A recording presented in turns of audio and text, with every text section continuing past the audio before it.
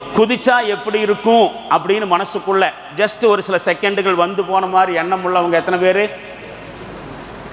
அனுபவப்பட்டிருக்கிறோம்? எப்போ அது கையை கீழே போடுங்க.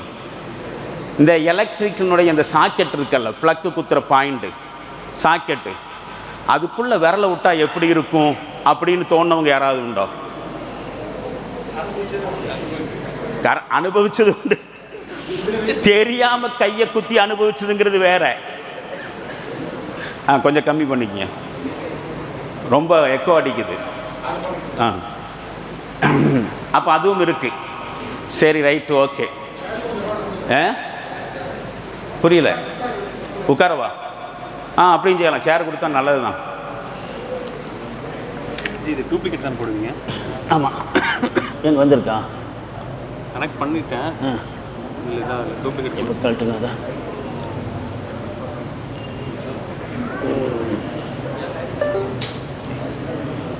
லேப்டாப் இதெல்லாம் வந்திருக்கா? இப்போ கொடுங்க, இப்போ கொடுங்க. ஆட்டோமேட்டிக்காக ஆன் ஆகிடும். கனெக்ட் வந்துடும். வருது. அப்போ அங்கே மாற்றி குத்திருக்கு. Out, Viji out.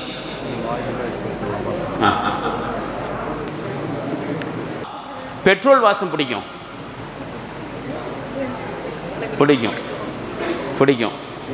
வலுக்கட்டாயமாக சோப்புடைய வாசனையை பார்த்தோன்னே கடிச்சு திங்கணுமோன்னு தோணுனவங்க எத்தனை பேர்? சோப்பு நல்ல வாசனை இருக்கக்கூடிய சோப்பு, அழகாக இருக்கிற சோப்பு. என்ன சொல்லலாம்? ஏமா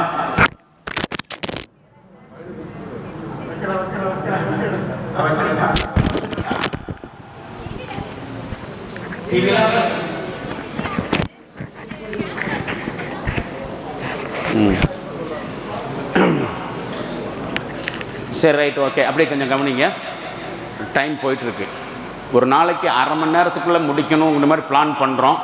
ஸ்டார்ட் பண்ணுறதுக்கே அரை மணி நேரம் ஆகுது. மேலேயும் முதல் நாளுங்கிறனால மேலே லேடிஸுக்கும் அரேஞ்ச்மெண்ட் பண்ணிகிட்ருக்கிறனால கொஞ்சம் டெக்னிக்கல் ஆஸ்பெக்டில் சில அரேஞ்ச்மெண்ட்ஸுக்கு கொஞ்சம் லேட் ஆகுது. லேடிஸுக்கு சரியாக தெரியலையாம், சரியாக கேட்கலை. ஓகே, அவங்களுக்கு வாய்ஸ் கேட்கும். இப்படி இந்த மாதிரி நமக்குள்ள நம்மளை அறியாமல் சில பிரச்சனைகள். ரத்தத்தை பார்த்து பயந்தவங்க எத்தனை பேர்? ரத்தம்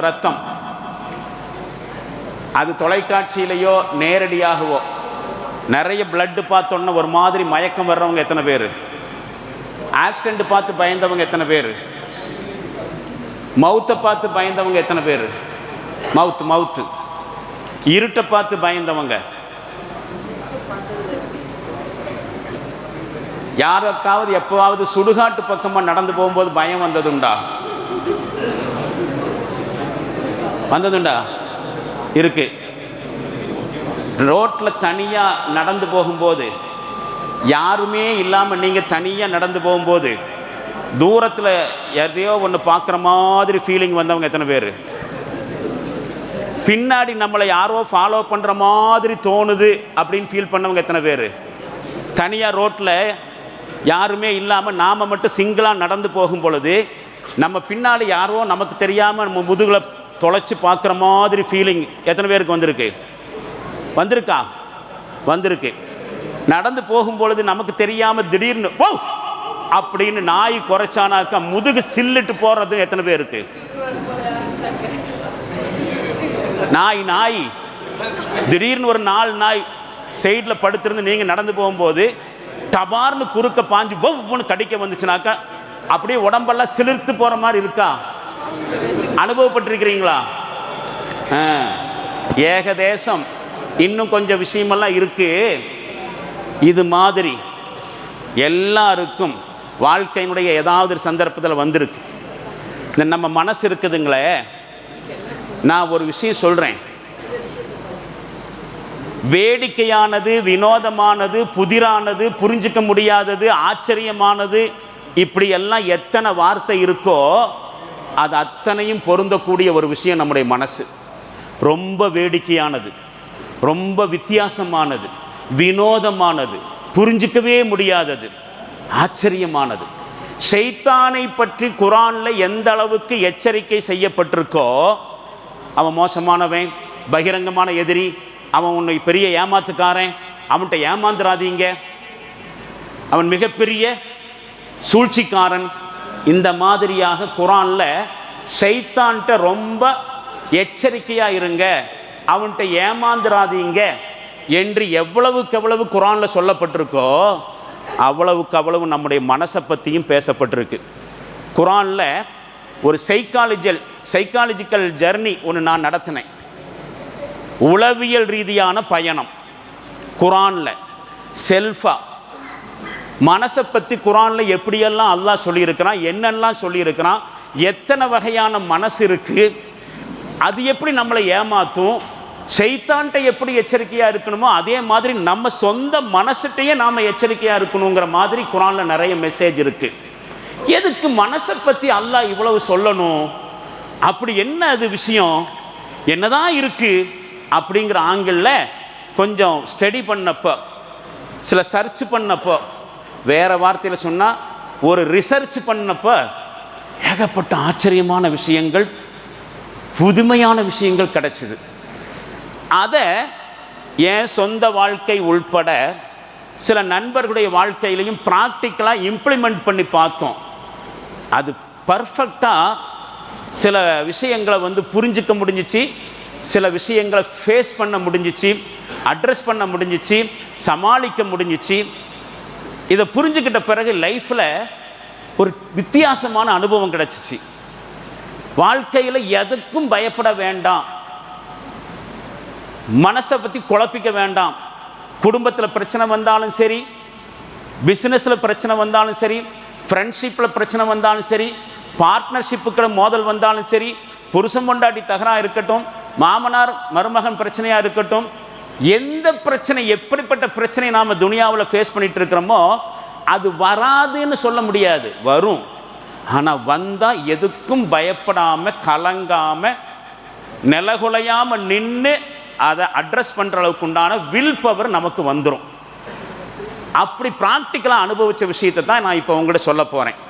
இந்த மனசு இருக்குதுங்களே, வேடிக்கையானது, வினோதமானது, புதிரானதுன்னு சொன்னேன். ஒரு 3 கதையை நான் இப்போ உங்கள்கிட்ட சொல்லி ஆகணும். அப்போ தான் இந்த பவர் பாயிண்ட் ப்ரெசன்டேஷனுக்குள்ளே நீங்கள் என்ட்ராகவே முடியும்.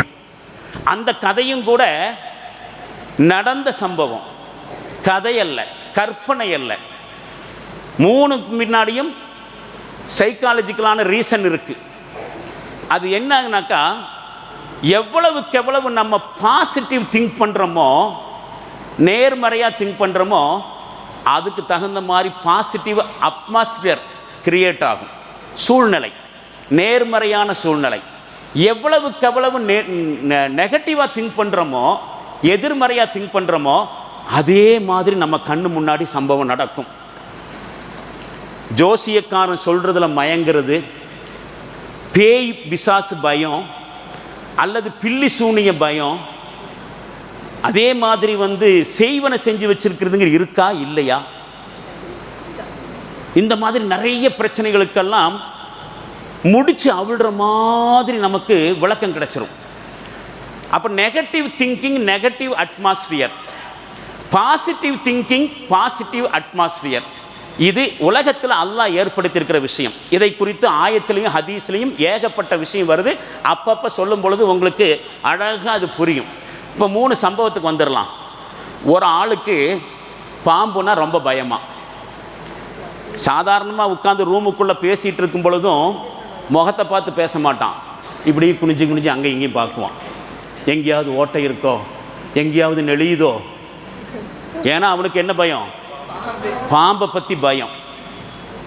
பாம்பு வந்துருமோ, கொத்திருமோ, செத்துருவோமோ, இதே ஃபீலிங்.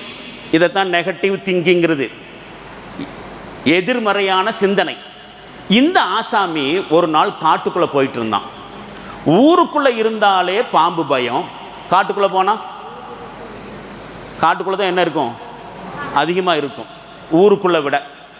ஐயையோ, ஊருக்குள்ளே இருக்கும்போதே நமக்கு பாம்பு பயமாச்சே, பாம்பு வந்துடுமோ, கடிச்சிருமோ, செத்துருவோமோன்ற அலைவோம். இப்போ காட்டுக்குள்ளே வந்துட்டோம், எங்கிருந்தாவது ஏதாவது ஒரு புதருக்குள்ளேருந்து பாம்பு வந்தால் என்ன செய்கிறது, நாம் கடிச்சிட்டா நம்ம செத்துருவோமே அப்படிங்கிற பயத்தில் போயிட்டே இருக்கும்போது பார்த்தா எதிர்த்தாப்புல நினச்ச மாதிரி ஒரு பாம்பு வந்துருச்சு.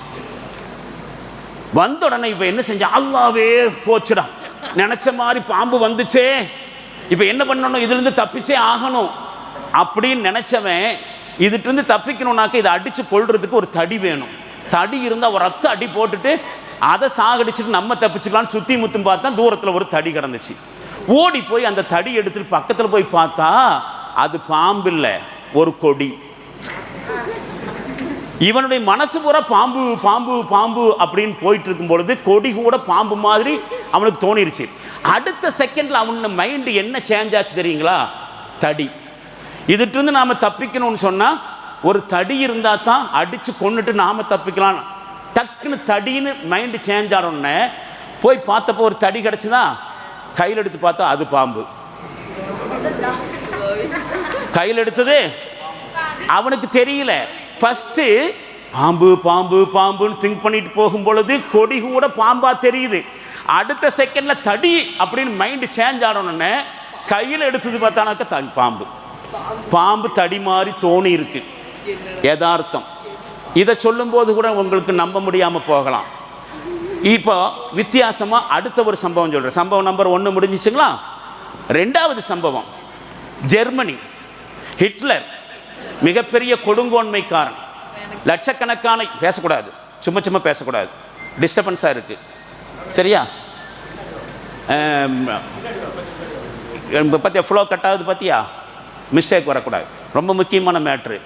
நகைச்சுவைக்காண்டி பேசிகிட்டு இருக்கலாமா, சீரியஸான மேட்ரு பேசிகிட்டு இருக்கிறோம். நம்முடைய மனசு இருக்க ரொம்ப வித்தியாசமானது. இதை எவ்வளவுக்கு எவ்வளவு நாம் கண்ட்ரோல் பண்ணுறோமோ, எவ்வளவுக்கு அளவு மனசை பற்றி நாம் புரிஞ்சுக்கிறோமோ, அவ்வளவுக்கு அவ்வளவு துனியாவில் நமக்கு பிரச்சனையே வராதுன்னு சொல்ல முடியாது. பிரச்சனையை இலகுவாக அட்டன் பண்ணி சுலபமாக சுமூகமாக தீர்வை காண முடியும். அதுக்கு தான் மனசட்டை ஏமாறக்கூடாதுங்கிறதுக்காக வேண்டி. ஜெர்மனி ஒரு பெரிய நாடு. ஹிட்லர்னு ஒரு கொடுங்கோன்மையான ஆட்சியாளன் இருந்தான். ஸ்கூல்ல எல்லாம் வரலாற்றில் படிச்சிருப்போம். இல்லாட்டினாக்கா அது சம்மந்தப்பட்ட சினிமா பார்க்கும்போது கூட தெரிஞ்சிருக்கும். லட்சக்கணக்கான யூதர்களை கொன்று குவிச்சான் ஆசாமி. இந்த ஆசாமியினுடைய படை நாசி படைன்னு சொல்லுவாங்க. நீங்கள் வேணால் கூட மறுபடியும் நீங்கள் நெட்டில் கூகுளில் போய் சர்ச் பண்ணி கூட தெரிஞ்சுக்கலாம். ஒரு மிக மோசமான வரலாறு. அவங்க தான் அவங்க கைதிகளாக யாரை பிடிக்கிறாங்களோ வித்தியாசமான முறையில் சித்திரவதை செய்வாங்க. டிஃப்ரெண்ட்டாக சித்திரவதையை கண்டுபிடிச்சி செஞ்சாங்க பல வகையில். இன்றைக்கெல்லாம் போலீஸ் டிபார்ட்மெண்ட்டில் குற்றவாளிகளிடத்தில் உண்மையை கொண்டு வர்றதுக்காக வேண்டி சில சித்திரவதை பண்ணுவாங்க. சில சினிமாக்களில் கூட பார்த்துருக்கலாம். உதாரணமாக இந்த தாடியில் இருக்கக்கூடிய முடியெல்லாம் ஒவ்வொன்றா பிச்சு பிச்சு எடுக்கிறது, அது ஒரு சித்திரவதை. நகத்தினுடைய கண் இருக்கல்ல, நகத்துக்கு சதைக்கடையில் ஊசி வச்சு குத்துறது. சொல்லும் போதே உடம்பு சிலுக்குது இல்லை, நகத்துக்கு சதைக்கடையில் ஊசி வச்சு குத்துனா எப்படி இருக்கும்? ஒன்று ட்ரை பண்ணி பார்க்கலாமா? யாருக்காவது? யார் முன் வர்றீங்க?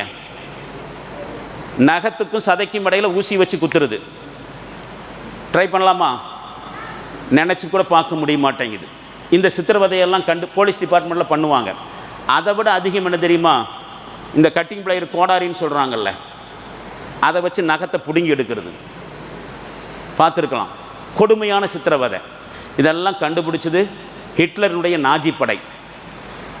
மின்சாரம் ஷாக்கு வச்சு சித்திரவதை பண்ணுறது, உண்மையை கொண்டு வர்றதுக்காக வேண்டி எலக்ட்ரிக்கல் ஷாக்கு. இதெல்லாமே ஹிட்லருடைய படை தான் கண்டுபிடிச்சாங்க. வகை லட்சக்கணக்கான பேர்களை கொல்லும் பொழுது துப்பாக்கியில் சுடுறது, கழுத்தை வெட்டி கொள்வது, இதெல்லாம் போர் அடித்து போய் டிஃப்ரெண்ட்டாக கொள்றதுக்கு இந்த ரூமை போட்டு யோசிக்கிறதுன்னு சொல்லுவாங்கள்ல, நிஜமாவே சித்திரவதை பண்ணுறதுக்காக வேண்டிய ரூம் போட்டு யோசிச்சானுங்க. அப்படி யோசித்து கண்டுபிடிச்ச ஒரு கொலை முறை வித்தியாசமானது. மனசை அப்படியே மாற்றி விட்டு டிஃப்ரெண்ட்டாக கொள்வது. மனசுனா என்னான்னு புரிஞ்சுக்குங்க அப்படிங்கிறதுக்காண்டி இந்த விஷயத்தை சொல்கிறேன். என்ன செய்வாங்க தெரியுமா? ஒரு 10-40 கைதிகளை ஒரு இடத்துல அப்படி நிற்க வைப்பாங்க, ரவுண்டு கட்டி நிற்க வைப்பாங்க. இது மாதிரி ஒரு டேபிள், அந்த டேபிள் மேலே ஒரு கைதியை படுக்க வைப்பாங்க. படுக்க வச்சுட்டு அவன் உடம்புல நரம்பில் ஒரு ஊசியை குத்துவாங்க. ஊசியுடைய எண்டில் ஒரு டியூப் இருக்கும். சாதாரணமாக இப்போ சிரிஞ்சு போடுறாங்களே, இன்ஜெக்ஷன் போட்டு பிளட் எடுக்கிறாங்கல்ல, அது மாதிரி ஒரு நரம்பில் சிரிஞ்சை குத்தி அந்த சிரிஞ்சினுடைய பேக் சைடில் ஒரு டியூப் கனெக்ட் பண்ணி பிளட்டு வெளியெடுப்பாங்க. அது எங்கனாக்கா கீழே வந்து ஒரு பாத்திரம் வச்சுருவாங்க பிளட்டை பிடிக்கிறதுக்கு, உடம்புலேருந்து பிளட்டை பிடிக்கிறதுக்கு. சிரிஞ்சினுடைய மறுமுனையில் ஒரு டியூப்பு. உடம்புல அப்படி ஊசியை குத்தினோடனே உள்ளேருந்து பிளட்டு அப்படியே வெளியே சர்ன்னு வரும், வந்து பாத்திரத்தில் விழுகும். உடம்புல பிளட்டு ஃபுல்லாக இருக்கும்போது பிளட்டு ஃபோர்ஸாக வரும். ஃபோர்ஸாக வரும்பொழுது பாத்திரத்தில் ஃபோர்ஸாக ரத்தம் உழுகும் பொழுது எப்படி சத்தம் கேட்கும்? சர்ன்னு சத்தம் கேட்கும். ஏன்னா ஃபோர்ஸாக வருது, அதிகமாக பிளட் இருக்குது. கொஞ்சம் நேரத்தில் பிளட்டு உடம்புல கம்மியாக அந்த ஃபோர்ஸும் கம்மியாகிறது தகுந்த மாதிரி சவுண்டும் கம்மியாகும். கொஞ்சம் கொஞ்சமாக ரத்தம் வடிஞ்சு கடைசியில் சொட்டுன்னு தான் வரும். அந்த சவுண்டு எல்லாம் அப்படியே ஒரு ஆரம்பத்தில் சர்ன்னு வந்து பின்ன வந்து கொஞ்சம் கொஞ்சமாக சவுண்டு கம்மியாகி பின்ன சொட்டுன்னு விழுந்து பின்ன கடைசியில் பிளட்டு பூரா உடம்புலேருந்து காலி ஆயிரும். உடம்புலேருந்து பிளட்டெல்லாம் போனால் என்னாகும்? செத்துருவான். இப்போ இவன் என்ன பண்ணுவான் தெரியுங்களா? யாருக்குமே தெரியாமல் இந்த பிளட்டு உடம்புலேருந்து வெளியே வரும் பொழுது சர்ன்னு சத்தம் கேட்டுச்சா இல்லையா, கடைசியில் சொட்டுன்னு விழுந்தாச்சா இல்லையா, அது வரைக்கும் அந்த பிளட்டுடைய உழுகிற சத்தத்தை ரெக்கார்டு பண்ணுவாங்க. யாருக்கும் தெரியாமல் ரெக்கார்ட் பண்ணுவான். ரெக்கார்ட் பண்ணிவிட்டு ஒருத்தனை இந்த மாதிரி பிளட்டை வெளியெடுத்து கொன்றுவாங்க. மிச்சம் 39-40 பேர் நிறுத்தி வச்சுருக்கான்னு சொன்னால் 39 பேரை ஒரு இருட்டு ரூமுக்குள்ளே கொண்டு போயிடுவான். எந்த அளவுக்கு இருட்டு? தன்னுடைய கையவே தன்னால் பார்க்க முடியாது, அந்த அளவுக்கு கும்மிருட்டு, காருரில். அதில் கொண்டு போய் ஒவ்வொருத்தன் உடம்புலையும் ஊசியை குத்துவாங்க. ஊசியை குத்தும் பொழுது பிளட்டு வெளியே வராது, ஊசி குத்துறதோடு நிறுத்திடுவான். ஆனால் அந்த ஃபஸ்ட்டு ஒருத்தனை வெளியெடுக்கும்போது ரெக்கார்ட் பண்ணாங்கள்ல ஆடியோ, பிளட்டு வெளியேறுற ஆடியோ, ஆரம்பத்தில் ஃபோர்ஸாகவும் அதுக்கப்புறம் கடைசியாக மெதுவாக வந்து சொட்டுன்னு விழுந்த ஆடியோவை போட்டுட்ருவான். இப்போ இந்த உடம்புல ஊசி குத்தினவன் என்ன நினைப்பான் தெரியுமா? என்ன நினைப்பான்? நம்ம உடம்புலேருந்து தான் பிளட்டு போயிட்டுருக்குதுன்னு நினைப்பு. ஆனால் ஒரு சொட்டு பிளட்டு கூட அவன் உடம்புலேருந்து வெளியேறாது. கொஞ்ச நேரத்தில் அவன் என்ன செஞ்சிருவான்? செத்துருவான். ஆனால் உடம்புலேருந்து ஒரு சொட்டு ரத்தம் வெளியேறாது, வெறும் ஆடியோ. ஏன் சொல்லுங்க பார்க்கலாம்? இல்லை, அவன் மைண்டுக்குள்ளே ஃபஸ்ட்டு ஒன்று ஏற்றிட்டாங்க. நேரடியாக பார்க்க வச்சு உடம்பில் இருக்கக்கூடிய பிளட்டெல்லாம் வெளியேறினால் மனிதன் செத்து விடுவான் அப்படிங்கிற ஐடியாவை பார்க்க வச்சு மைண்டுக்குள்ளே ஏற்றியாச்சு. அப்படி மைண்டில் ஏற்றின பிறகு அதே நிலைமையில் கொண்டு வந்து அந்த இருட்டுக்குள்ளே வச்சு ஆடியோவை போட்டோன்னா இவன் மைண்டில் வேலை செய்யுது. எப்படி எனக்கு முன்னாடி ஒருத்தன் பிளட்டு வெளியேறி செத்து போனானோ அதே மாதிரி தான் என் உடம்புலேருந்து பிளட்டு போயிட்டுருக்கு. இன்னும் கொஞ்ச நேரத்தில் அவன் செத்த மாதிரி நானும் செத்துருவேன் அப்படிங்கிற நினப்பிலேயே செத்து போயிடுவானுங்க. இதுதான் மைண்டு.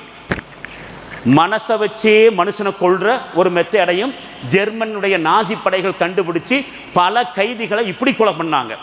வரலாற்றில் பதிவு பண்ணப்பட்டிருக்கக்கூடிய ஒரு உண்மை. சம்பவம் நம்பர் 2. 3வது ஒரு சம்பவம் சொல்கிறேன். ஒரு ஸ்கூல், இதுவும் ஜெர்மனியில் நடந்தது தான். ஒரு ஸ்கூல், அதில் ஒரு வகுப்பில் 30 ஸ்டூடெண்ட் இருந்தாங்க. 30 ஸ்டூடெண்ட்டுமே பிரில்லியண்ட். பற்ற வச்சானாக்கா கப்புன்னு பற்றிக்கிற அளவுக்கு புத்திசாலின்னு சொல்லுவாங்க, கற்பூர புத்தின்னு சொல்லுவாங்கள்ல, அந்த மாதிரி டக்குன்னு கிளிக் பண்ணிடுவாங்க. எல்லாமே பிரில்லியண்ட் ஸ்டூடெண்ட்டு. இந்த 30 ஸ்டூடெண்ட்டை 3 பார்ட்டாக பிரித்தாங்க. 10 10 10. 3 ஸ்டாஃபுகளை கூப்பிட்டாங்க. ஒரு ஸ்டாஃப்கிட்ட 10 ஸ்டூடெண்ட்டை கொடுத்து இவனுக்கெல்லாம் பிரில்லியண்ட் ஸ்டூடெண்ட்டு பார்த்துக்குங்க அப்படின்னு 10 ஸ்டூடெண்ட்டை ஒப்படைச்சிட்டாங்க. 2வது ஸ்டாஃபை கூப்பிட்டு 2வது 10 பேரை கொடுத்து இவனுக்கெல்லாம் ஆவரேஜ் ஸ்டூடெண்ட்டு பார்த்துக்குங்கன்னு கையில் கொடுத்துட்டாங்க. 3வது ஒரு ஸ்டாஃபை கூப்பிட்டு 3வது 10 பேரை கொடுத்து இவனுக்கெல்லாம் புவர் ஸ்டூடெண்ட்டு, விவரங்கட்டவனுங்க, புத்திசாலி இல்லை, முட்டா பயலுக அப்படின்னு சொல்லி 3வது ஸ்டாஃப்கிட்ட கொடுத்துட்டாங்க. ஆனால் 30 பேருமே அந்த 3 பார்ட்டுமே பிரில்லியண்ட் தான். ஆனால் ஸ்டாஃப்கிட்ட ஒப்படைக்கும் போது ஒவ்வொருத்திட்டையும் அவங்கள பற்றி ஒரு ஐடியாவை சொல்லி ஒப்படைக்கிறாங்க. ஃபஸ்ட்டு 10 பேரை கொடுக்கும்போது என்ன ஐடியா சொன்னாங்க? பிரில்லியண்ட்டு. 2வது 10 பேரை ஒப்படைக்கும் போது ஆவரேஜ். 3வது 10 பேரை ஒப்படைக்கும் போது புவர். வருஷ கடைசியில் பார்த்தா பிரில்லியண்ட் ஸ்டூடெண்ட்டாக ஒப்படைக்கப்பட்டவங்க பிரில்லியண்ட்டாகவே இருந்தான். ஆவரேஜின்னு சொல்லி ஒப்படைக்கப்பட்டாங்களோ அவங்க ஆவரேஜாக மாறிட்டான். புவர் ஸ்டூடெண்ட்னு ஒப்படைக்கப்பட்டவங்க புவர் ஸ்டூடெண்டாக மாறிட்டாங்க. ஏன்னு சொல்லுங்க பார்க்கலாம். டீச்சர்ஸுடைய மைண்டுக்குள்ளே இவங்களை பற்றி என்ன ஏற்றியாச்சு, இவன் புவரு, இவன் ஆவரேஜு. அப்போ ஆவரேஜ் ஸ்டூடெண்ட்டை பற்றி அவங்க டீல் பண்ணும்பொழுது ஆவரேஜாக டீல் பண்ணியிருப்பாங்க. புவர் ஸ்டூடெண்ட்டை பற்றி டீல் பண்ணும்போது ஆமாம் இவன் முட்டாப்பையா, இவனுக்கு சொல்லி என்ன பிரயோஜனம் அப்படின்னு சொல்லிட்டு டீச்சர்ஸு அவங்க மண்டைக்குள்ளே ஃபஸ்ட்டு என்ன வந்து பதிவாச்சோ அதுக்கு தகுந்த மாதிரி ஸ்டூடெண்ட்டை டீல் பண்ணும்பொழுது அதே மாதிரி ஸ்டூடெண்ட்டு மாறிடுறாங்க. இப்போ மைண்டினுடைய வேலை என்ன அப்படிங்கிறதுக்கு, மைண்டுன்னு ஆங்கிலத்தில் எதை சொல்கிறோமோ அதைத்தான் தமிழில் மனசுன்னு சொல்கிறோம், அல்லது இன்னொரு வகையில் பார்த்தா மனசாட்சி அப்படின்னு கூட சொல்லலாம். இதெல்லாம் ரொம்ப வித்தியாசமான மனசு.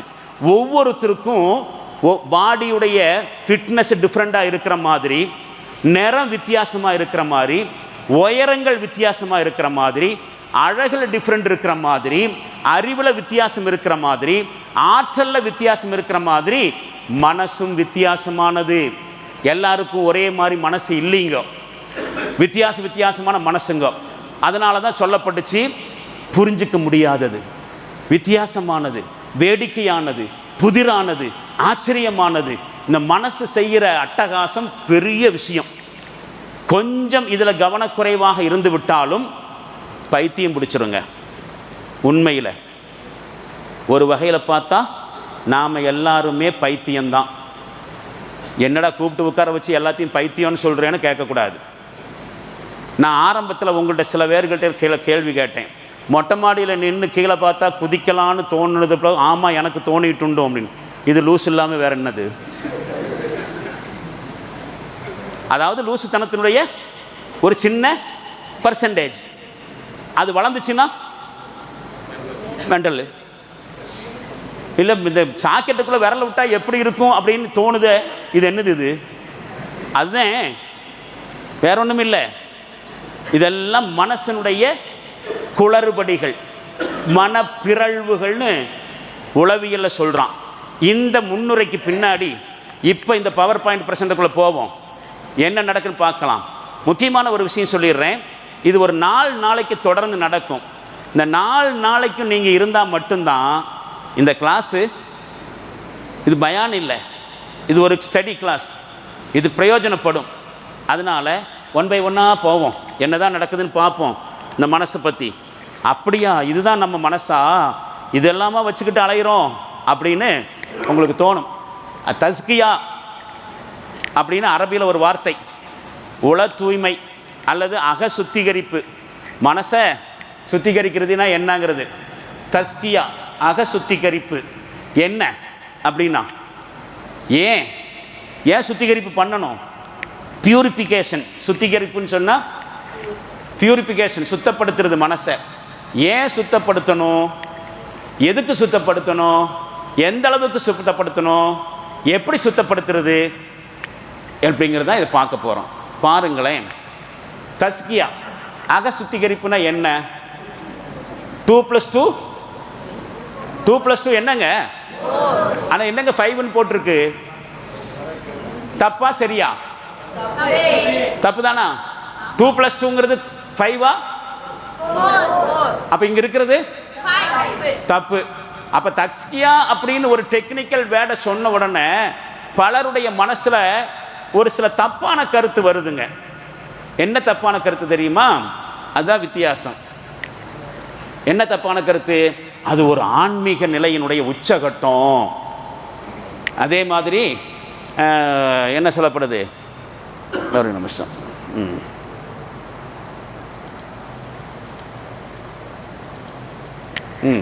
அதை அடையிறதுக்கு பெருசாக முயற்சி பண்ணணும், ரொம்ப ட்ரை பண்ணணும். அதே மாதிரி தியானம், ஒளிவட்டம் அப்படின்லாம் நிறைய விஷயம் இருக்குது. ஈசா யோக மையத்தில் பண்ணுற கோப்பராட்டியெல்லாம் பண்ணணும். அப்படியெல்லாம் பண்ணினா தான் தெய்வீக அம்சம் அடைய முடியும், மனசை சுத்தப்படுத்த முடியும். அதுக்கு தான் அந்த மாதிரி ஆன்மீகமெல்லாம் வச்சுருக்கிறாங்க. அதெல்லாம் நமக்கு அப்பாற்பட்ட விஷயம்.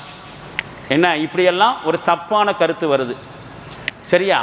இந்த கருத்துக்கள் தான் பலரையும் தஸ்கியாவை விட்டு தர்பியாவை விட்டு தள்ளி வைக்குது. இதெல்லாம் நமக்கு ஒத்து வராதுங்க.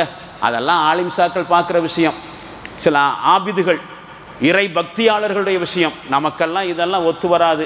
அப்படின்னு சொல்லி பல பேர்கள் இந்த தஸ்கியாவை விட்டு விலகிறதுக்கு அதுதான் காரணம். இப்போ பாருங்கள், உண்மையில் தஸ்கியத்து நஃப்ஸு உள தூய்மை அல்லது மன சுத்திகரிப்பு அப்படிங்கிறது உள்ளத்தை சுத்தம் பண்ணி தூய்மைப்படுத்துறதுங்க, வேற ஒன்றும் இல்லை. மனசை தூய்மைப்படுத்துறதுக்கு தான் பேர். இல்லாமல் இதுக்கெல்லாம் பெருசாக தியானம் உட்காரணும், இருட்டுக்குள்ளே உட்காந்துக்கிட்டு தியானம் பண்ணணும் அப்படிங்கிற மாதிரிலாம் இல்லை. அப்படின்னு சொன்னால் என்ன, எப்படின்னு சொன்னால் தூய்மைப்படுத்துவது அப்படின்னு சொன்னால் அசுத்தங்களையும் குப்பைகளையும் வெளியே கொண்டு வர்றது. எப்படி? முதல்ல அசுத்தம் இனங்காணப்படணும். பாருங்கள், ஒரு அழகான நீர்ப்பரப்புக்கு பக்கத்தில் என்ன கிடக்குது? குப்பையும் குளமாக கிடக்குது. நம்ம மனசும் இந்த மாதிரி கற்பனை பண்ணி பாருங்களேன்.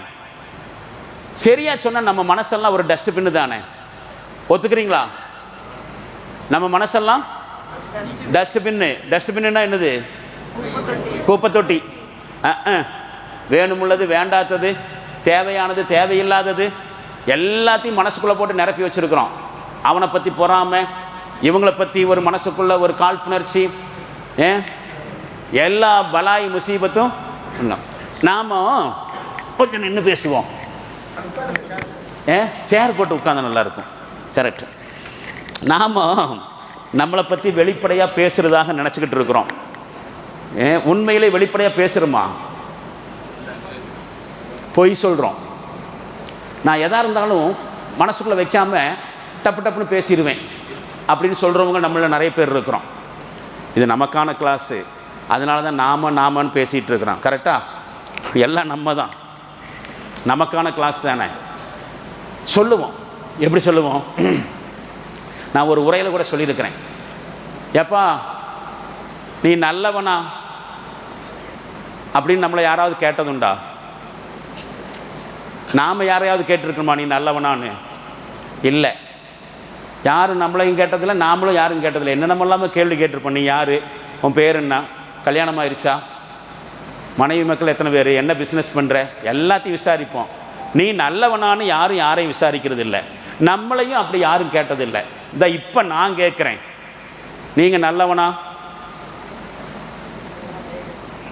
இந்த கேள்விக்கு இப்போ ஸ்டில் நவ் நம்முடைய ஆன்சர் என்ன? சில நேரங்களில் நல்லவன், சில நேரங்களில் கொஞ்சம் மோசமானவன். நான் இன்னும் ஒரு ஆன்சர் பண்ணுவோம். நான் நல்லவனுக்கு நல்லவன் அப்படின்னா என்ன அர்த்தம்? நான் நல்லவனுக்கு நல்லவன் சொல்கிறதுலையே என்ன இருக்குது? நான் பாதி கெட்டவங்கிற ஆன்சரும் சேர்ந்துருக்கு. அவர் நல்லவர் தான், அவர் நல்லவர் தான் அப்படின்னு சொல்கிறதுலையே பாதி கெட்டவர் அப்படின்னு தெரியுது. எல்லாத்துலேயும் வெளிப்படையாக பேசுகிறதா சொல்கிறோமே, வெளிப்படையாக நாம் பேசுகிறது இல்லை. நம்ம மனசுக்குள்ளே சில குப்பைகள் வச்சுருக்கிறோம். நம்ம யார், நம்முடைய டேஸ்ட் என்ன அப்படிங்கிறத மனசுக்குள்ளே உள்ளதை உள்ளபடி யார்ட்டையும் நம்ம ஷேர் பண்ண மாட்டோம். ஏன்? சொந்த மனைவிட்டு கூட ஷேர் பண்ணாவது சில ரகசியங்களை உள்ளே வச்சுருப்போம். வெளிப்படுத்தணும், தொலைஞ்சோம். இப்போ என்ன ஸ்டேட்டஸில் இருக்கிறோமோ அந்த ஸ்டேட்டஸில் இருக்க மாட்டோம். மனசுக்குள்ளே என்னத்தை வச்சுருக்கிறோமோ அதை அப்படியே உள்ளதை உள்ளபடி ஷேர் பண்ணணும்னு வச்சுக்கோங்க. இப்போ என்ன ஸ்டேட்டஸில் வச்சுருக்கிறோமோ அந்த ஸ்டேட்டஸில் நம்மளை வைக்க மாட்டாங்க. அதே மாதிரி ரொம்ப யோகியனாக நடிச்சுட்டு சுற்றிட்டு இருப்பான். சிக்கின பிறகு தான் அட அவனா அப்படின்னு கேட்போம். சொல்லுவாங்க, கண்டுபிடிக்கப்படுற வரைக்கும் எல்லாரும் யோகியம்தான்னு. கண்டுபிடிக்கப்படுற வரைக்கும் எல்லாரும் கண்டுபிடிச்ச பிறகுதான் அடப்பாவி நான் நம்பவே இல்லையே, இவனுக்குள்ளே இப்படி ஒரு சைத்தான் இருந்தானா? எல்லாருக்குள்ளேயும் ஒரு சைத்தான் இருக்கிறான். அவன் கண்டுபிடிக்கப்பட்டுட்டான், நாம் இன்னும் கண்டுபிடிக்கப்படலை. அதுதான் உண்மை. எல்லாருக்குள்ளேயும் ஒரு குப்பை கூட இருக்குது. அந்த குப்பை கூடைய முதல்ல இனங்காணணும். சரியா சொன்னால் அதை இனங்காணணும். சுத்தம் படுத்தினா அதனுடைய நன்மையை உணரணும். மேலே இருக்கிற ஃபோட்டோவுக்கும் கீழே இருக்கிற ஃபோட்டோவுக்கும் என்ன டிஃப்ரெண்ட் பார்க்குறீங்க? சுத்தப்படுத்துறதுனுடைய பயன் இப்படித்தான். தெளிவாக மனசை கள்ளங்கபடம் இல்லாமல் வைக்கிறதுக்கு ஒரு கலை, அது ஒரு ஆர்ட். எப்படின்னு பார்க்க போகிறோம். உண்மையில் நம்முடைய உள்ளத்திலிருந்து சில தீய எண்ணங்கள், எதிர்மறை எண்ணங்கள், கெட்ட குணங்களை அகற்றுவது தான் தஸ்கியாங்க. அக்கிரமம், அநீதி, கோபம், கடுமை, குறுகிய மனப்பான்மை, பொறாமை, கெட்ட எண்ணம், தீய உணர்வுகள், மனோ இச்சை, கபடம், சூழ்ச்சி, வக்கரகுணம், காமம், சுயநலம், உலக மோகம், அதிகார போதை, சிறுக்குங்கிற இணை வைப்பு, குஃப்ருங்கிற இறை மறுப்பு. எவ்வளவு குப்பை! இப்போ பட்டியல் போட்டிருக்கிற குப்பையில் எத்தனை குப்பை நம்மள்கிட்ட இல்லை? எல்லா குப்பையும் இருக்குன்னு சொல்கிறீங்களோ? அப்படி ஒரு மைண்ட் வாய்ஸ் கேட்குதே, அப்படி ஒரு மைண்ட் வாய்ஸ் கேட்கு. எல்லா குப்பையும் தான் மனசுக்குள்ளே போட்டு வச்சுருக்கோம். இது தாங்க மனசுக்குள்ளே இருக்கிற குப்பை. இவ்வளவு குப்பையும் இருக்குது. இதையெல்லாம் அகற்றணும். ஏன் அகற்றணும்? மனசோடு மனோ இச்சையோடு போராடுவதற்காக. போராடுறதுக்கு முன்னாடி மனசுக்கும் அறிவுக்கும் இடையில ஒரு நுட்பமான அர்த்த வித்தியாசம் இருக்குது. அதை புரிஞ்சுக்கணும். அரபியில் அறிவு அப்படிங்கிறதுக்கு இல்முன்னு சொல்கிறாங்க, சரியா? அதுக்கப்புறம் உண்மையில் அரபு மொழியில் அறிவுக்கு அக்லு அப்படின்னு இன்னொரு வார்த்தை இருக்குங்க. கேட்டிருப்போம், ஆட அக்லு கட்ட அறிவு கட்டவனே அப்படின்னு சொல்கிறதுக்கு அக்லு இல்லை அப்படின்னு மலையாள வழக்கு பாஷையில் கேட்பாங்க. குரானில் அக்லுங்கிற ஒரு வார்த்தை அறிவுக்கு சொல்லப்படுறது உண்டு. உண்மையில் அக்லுன்னு சொன்னாக்கா கட்டுப்படுறது, கட்டி போடுறது அப்படின்னு அர்த்தங்க, சரியா? பாருங்க, இக்கால் அப்படின்னு சொன்னால் ஒட்டகத்தை கட்டி போடக்கூடிய கயிறுன்னு அர்த்தம். பாருங்க, ஒட்டகம் தெரிகட்டி ஓடாமல் இருக்கிறதுக்கு காலில் இந்த மாதிரி என்ன செய்வாங்க? முட்டுக்காலில் ஒரு கட்டி போட்டு வைப்பாங்க, ஒரு கால்லையோ ரெண்டு கால்லையோ. இந்த கட்டி போடப்படுகிற கயிறுக்கு பேர் தாங்க இக்கால். அந்த இக்காலுங்கிற வார்த்தையிலிருந்து தாங்க அக்கலுங்கிற வார்த்தை வந்திருக்கு, சரியா? கட்டி போடக்கூடிய கயிற்றை அறிவுக்கு பயன்படுத்தினது நோக்கம் என்ன தெரியுமா? ஒரு மனுஷன் கண்ட்ரோலாக இருக்கிறது பேர் தாங்க அறிவு. தரிகட்டு ஒரு மனுஷன் நினச்சதையெல்லாம் கண்டதையெல்லாம் நினைக்கிறான், நினச்சதையெல்லாம் செய்கிறான்னு சொன்னால் இவனுக்கு பேர் தாங்க 35,007. தெரியுமா 35,007? தெரியாதா? 35,007ன்னு எழுதிட்டு திருப்பி பாருங்க.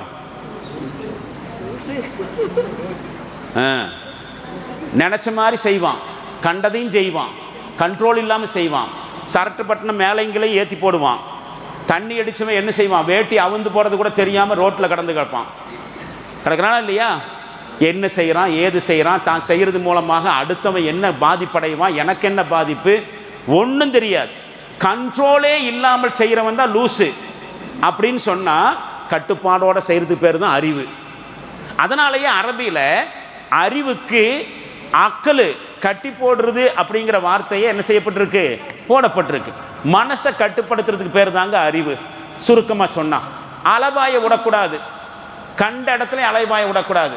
பணக்காரனை பார்த்தாக்கா ஏங்குறது, அழகான பொம்பளை பார்த்தானாக்கா ஏங்குறது, எல்லாத்தையும் பார்த்து ஆசைப்படுறது.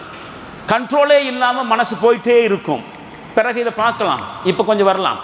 கருத்து என்னன்னு சொன்னால் கட்டுப்பாட்டுக்கு தாங்க அறிவுன்னு பெயர், அறிவாளிக்கு தாங்க கட்டுப்பாடு, கட்டுப்படுவனுக்கு அறிவாளின்னு பேர். பாருங்களேன், எந்த கட்டுப்பாடும் இல்லாமல் ஒருத்தன் என்ன பண்ணிட்டு இருக்கான் பாருங்க. என்ன பண்ணிட்டு இருக்கிறான்? எங்க உட்கார்ந்து அறுத்துட்டு இருக்கிறான்? என்ன நடக்கும் இப்போ? இதுதான் லூசுத்தனம்ங்கிறது. இதுதான் லூசுத்தனம். என்ன செய்யறாங்கிறது தெரிஞ்சு செய்யணும். தான் செய்கிற வேலைக்கு பின்னாடி என்ன எஃபெக்ட் ஆகும், என்ன இம்பாக்ட் ஏற்படும், என்ன விளைவு ஏற்படும் அப்படிங்கிறத புரிஞ்சு செயல்படணும். அப்படி புரிஞ்சு செயல்படாதவன் தான் பக்கத்தில் இருக்கிறான். யாரு? முட்டாளு. நஃப்ஸை கட்டி போடுறது, அளவாயிர மனசை கட்டுப்பாட்டுக்குள்ளே வைக்கிறது, இதுக்கு பேர் தான் அக்கல், அறிவு அப்படிங்கிறது. இப்போ பாருங்களேன், இங்கே நாம் கொஞ்சம் ஒரு ஹதீஸை சிந்தனை செஞ்சு பார்த்துட்டு இந்த கிளாஸை இங்கே நிறுத்தலாம். நான் இன்னும் சப்ஜெக்டுக்குள்ளே போகவே இல்லை. Very very very very interesting fact நமக்கே தெரியாமல் நமக்குள்ளே இருக்குது. சரியாக சொன்னால் இந்த வகுப்பு நம்மளையே நமக்கு காமிச்சு தரக்கூடிய கண்ணாடியாக்கும். கண்ணாடி பார்க்குற பழக்கம் உண்டோ? பார்க்காம எப்படி வெளியே போகிறது இல்லையே. பொம்பளைகளை பொறுத்த வரைக்கும் கண்ணாடி பார்க்குறது தான் பொழப்பே. அது ஒரு பக்கம் இருக்கட்டும். கண்ணாடி முன்னாடி நின்று பார்த்தா நம்முடைய ஃபிசிக்கல் ஃபிட்னஸ் தெரியுங்க. நாம் யாருங்கிறது நமக்கு தெரியாது. இந்த கிளாஸ் மூலமாக நாம் யாருங்கிறது நாம் தெரிஞ்சுக்க போகிறோம். அந்த வகையில் இந்த கிளாஸு நம்மை நமக்கு அறிமுகப்படுத்தக்கூடிய ஒரு கண்ணாடி. நாளையிலிருந்து தான் நாம் யாருங்கிறத நமக்கே தெரிய போகுது. இப்போ முன்னோட்டமாக தான் சில விஷயங்கள் போகிறோம். இப்போ இந்த ஹதீஸோடு நாம் நிறுத்தணும். டைம் இல்லாதனால பெண்களும் போக வேண்டியிருக்கா இல்லையா, அதனால் இருங்க. சாரி இருக்கா ஒரே ஒரு ஹதீஸ். இந்த ஹதீஸோட விளக்கத்தோட இந்த வகுப்பு இன்றைக்கு நிறைவு வரும். அன்னலார் ஸல்லல்லாஹு அலைஹி வஸல்லம் அவரிடத்துல ஒரு மனுஷர் வந்து, அல்லாஹ்வின் தூதர் அவர்களே, நான் எனது ஒட்டகத்தை கட்டி வச்சுட்டு அல்லாஹ்வின் மேலே தவக்குள் வைக்கவா, அல்லது அதனை அவிழ்த்து விட்டு அல்லாஹ்வின் மீது தவக்குள் வைக்கவா என்று கேட்ட பொழுது நபி ஸல்லல்லாஹு அலைஹி வஸல்லம் அவர்கள் அதை கட்டி போட்டுட்டு அல்லாஹ் மீது தவக்குள் வை அப்படின்னு சொன்னாங்க அப்படின்னு ஒரு ஹதீஸ். என்ன புரிஞ்சுக்கிறோம்? எல்லாம் அல்லாஹ் பார்த்துக்குவான் அப்படின்னு சொல்லி போட்டு ஒட்டகத்தை அவுத்துட்டானாக்கா அது எங்கேயோ போயிடும். அப்படின்னா என்ன செலுத்தணும்? அல்லாஹ் மேலே தவக்குள் வைக்கிறதுங்கிறது எல்லாம் அவன் பார்த்துக்குவான்னு போட்டு சும்மா இருக்கிறது பேர் இல்லை. நம்ம செய்ய வேண்டிய வேலையும் சில செய்யணும். சில முன்னேற்பாடுகளை செஞ்சுட்டு அதுக்கப்புறம் அல்லாஹ்ட்ட என்ன செய்யணும்? ஒப்படைக்கணும். யாரெல்லாம் நான் செய்ய வேண்டிய வேலை செஞ்சுட்டேன், என்னால் ஆன முயற்சி பண்ணிட்டேன், இதுக்கு மேலே நீ தான் பார்த்து முடிச்சு தரணும். இதுக்கு பேர் தான் தவக்குள். விஷயம் அதுவல்ல. இந்த ஹதீஸை கவனிங்க. அரபியில் ரசூல்லாட்ட கேட்குறாங்க, யார் ரசூலல்லாஹ், அகிலுஹா வ அத்தவக்கல், அல்லாஹ்விடத்தில் தவக்குள் வைத்து விட்டு ஒட்டகத்தை கட்டி வச்சுட்டு தவக்குள் வைக்கவா? அந்த கட்டி வச்சுட்டு அப்படிங்கிறதுக்கு ஹதீஸில் வந்திருக்கக்கூடிய வார்த்தை என்ன தெரியுமா? ஒட்டகத்தை கட்டி வச்சுட்டு தவக்குள் வைக்கவான்னு கேட்டதற்கு மனுஷன் பயன்படுத்தின வார்த்தை ஆக்கிலுஹா. அக்லு வார்த்தையை மட்டுமல்ல, கருத்தையும் கவனிங்க. ஒட்டகம் அப்படிங்கிறத நம்முடைய மனசாக கற்பனை செஞ்சுட்டு ஹதீஸுடைய அர்த்தத்தை கவனிங்க. மனசை அறிவு எனும் கயிற்றால் கட்டுப்பாட்டுக்குள் வைத்துக்கொண்டு அல்லாஹ்வின் மீது தவக்குள் வையுங்கள் அப்படின்னு ஒரு கருத்து வருதையும் நாம் புரிஞ்சுக்க முடியும். நம்ம என்ன செய்யணும்? நம்மளும் கண்ட்ரோலாக இருந்துக்கிட்டு அல்லாஹ் தவக்குள் வைக்கணும். நாம் என்ன செய்யறதில்லை, மனசை கண்ட்ரோலாக வைக்கிறது இல்லை, ஆனால் எல்லாம் அல்லாஹ் பார்த்துக்கணும். இது தப்புங்க. மனசை பற்றி புரிந்து கொள்வதற்கு இந்த ஹதீஸை பார்த்துட்டோம். ஆலோசனை சொல்கிறேன், வழி சொல்லித்தாரேன் அப்படின்னு சொல்லக்கூடிய ஒவ்வொருடைய பேச்சையும் கேட்டுக்கிட்டு செயல்பட்டால் என்ன ஆகும் அப்படிங்கிறத ரசூலுல்லாஹ்வுடைய ஒரு ஹதீஸு விளக்குது. இப்போ உதாரணமாக நமக்கு ஒரு பிரச்சனை வந்துச்சுன்னு வச்சுக்கோங்க, என்ன செய்வோம்? யார்கிட்ட போய் சொல்லுவோம். எதுக்கு சொல்கிறோம்? ஏதாவது ஒரு சொல்யூஷன் கிடைக்கணும் அப்படின்னு சொல்லிட்டு. நீங்கள் கேட்டீங்க, தொலைஞ்சிங்க. ஒவ்வொருத்தரும் ஒவ்வொரு ஆலோசனை, எல்லாருடைய ஆலோசனை செயல்பட்டு தான் என்ன ஆகும்? அவ்வளோதான். குறிப்பாக உடம்பு சரியில்லைன்னு மட்டும் யார்ட்டையும் சொல்லிடக்கூடாது. ஏன் சொல்லுங்க பார்க்கலாம்? எல்லாரும் டாக்டர் தான். ஆனால் ஒரு சின்ன ஒரு விஷயத்துக்காக வேண்டி உடம்பு சரியில்லைங்கன்னு சொன்னாக்க, அந்த டாக்டர் பார்த்தீங்களா, நீங்கள் இங்கே போங்க, அதுதான் உங்களுக்கு. ஒவ்வொரு ஆள்கிட்டையும் போனாக்கா ஒவ்வொரு ஆளும் என்ன செய்வாங்க? சொல்கிற ஆலோசனை எல்லாம் கேட்டுட்டு உடம்பை கொண்டு போய் டாக்டர்கிட்ட காமிச்சா, சொன்ன இடத்துல எல்லாம் கூட காமிச்சா, இந்த டாக்டர் தகுந்த மாதிரி, அந்த டாக்டர் தகுந்த மாதிரி, அலோபதி ஒரு பக்கம், ஹோமியோபதி ஒரு பக்கம், சித்தா ஒரு பக்கம், அக்குடச்சு ஒரு பக்கம், அக்குபஞ்சர் ஒரு பக்கம். அந்த உடம்பு என்னத்துக்கு தான் ஆகிறது? அப்போ ஆலோசனை கேட்கணும். கேட்டுட்டு எது உகந்ததோ அதைத்தான் செய்யணும். எல்லாரும் சொல்கிறதையும் கேட்டுட்டு போனால் என்ன நடக்கும் அப்படிங்கிறதுக்கு ஹதீஸ் வந்துருக்கக்கூடிய ஒரு இது பார்த்துருக்கோம். அந்த ஹதீஸ் இப்போ நான் ஒரு முக்கியமான பாயிண்ட் சொல்லி இங்கே நிறுத்துகிறேன். இந்த ஜிஸ்மு அப்படிங்கிற தேகம் இருக்குதுங்களே, உடம்பு, மனுஷன் அப்படிங்கிற கம்ப்யூட்டருடைய ஹார்ட்வேர் மாதிரி. கம்ப்யூட்டர் யூஸ் பண்ணியிருக்கிறீங்களா? குறைஞ்சபட்சம் மொபைல் யூஸ் பண்ணியிருப்பீங்க. அதில் பாருங்கள், இந்த கம்ப்யூட்டரில் எத்தனை ஹார்ட்வேர் இருக்குது? எஸ்எம்பிஎஸ்ஸா, பிரிண்டரா, மானிட்டரா, கீபோர்டா, மவுஸா, ஹார்ட் டிஸ்கா, ஆப்டிக்கல் ட்ரைவா, மதர் போர்டா, ப்ராசஸரா, ரேமா, இதெல்லாம் கம்ப்யூட்டருடைய என்னவா? ஹார்ட்வேரு. கம்ப்யூட்டருங்கிற உடம்புடைய ஹார்ட்வேர். அதே மாதிரி தான் உடம்புக்குள்ளே பாருங்கள் எத்தனை பார்ட்ஸ் இருக்குது. இன்னர் ஆர்கன், அவுட்டர் ஆர்கன் அப்படிங்கிற மாதிரி பிரெயின், லிவரு, ஸ்டமக்கு, ஹார்ட்டு, லங்ஸு, இந்த மாதிரி எவ்வளோ இருக்குது? பெருங்குடல், சிறுகுடல், இதெல்லாம் மனுஷங்கிற கம்ப்யூட்டருடைய ஹார்ட்வேர் மாதிரி. சரிங்களா? கம்ப்யூட்டரோட ஒப்பிட்டு நம்ம என்ன செய்கிறோம்? நம்ம மனசை புரிஞ்சுக்க போகிறோம். முக்கியமான பார்ட்டெல்லாம் இனிமேல் தான் வருது. பாருங்களேன்,